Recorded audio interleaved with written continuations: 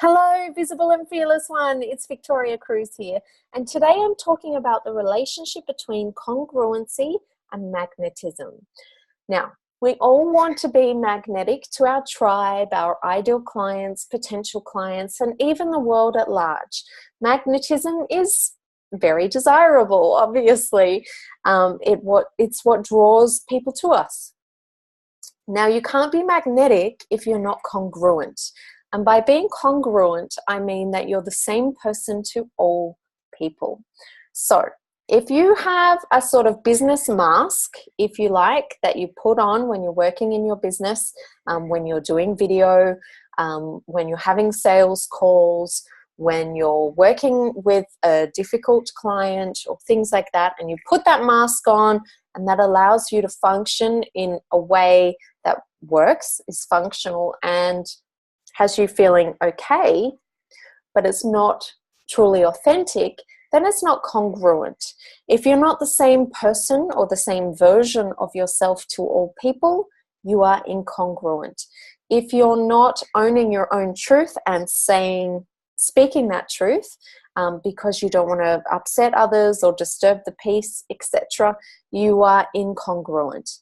Now, I'm not saying you have to be a difficult person, but you do need to be congruent and you do need to be the same person to all people if you, as the brand of your business and as the key communicator and advocate for your business, are going to be magnetic. And this is something I personally have dealt with a lot in my first year of business.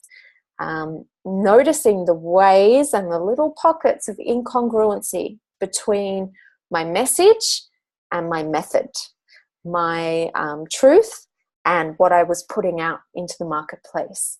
And now that there's congruency, there's absolutely no stopping me. You cannot get me off camera or shut me up because there's alignment. And alignment is a popular buzzword at the moment in entrepreneurial circles. You know, you want to be in alignment, but it's a great word. An energetic alignment, if you are on the left hand of the spectrum, is about congruency. Being the same person within as you are without is also about integrity. And integrity is a very important quality, and you must have it if you are to be consistently magnetic. So I invite you to look at the ways in which your practice is not in alignment with your message, or where you stifle or hide your message out of fear of being judged, ridiculed, rejected, or failure. Big things, big mindset work, perhaps some energy work needed to be done there as well. But it's an important part of your strategy. It's an important part of your content strategy, your marketing strategy, and also your brand. People need to know what you stand for. And as part of that, it's really useful if we know what you stand against as well.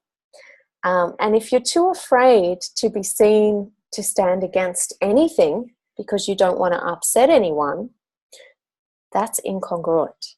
And you cannot be magnetic and incongruent at the same time.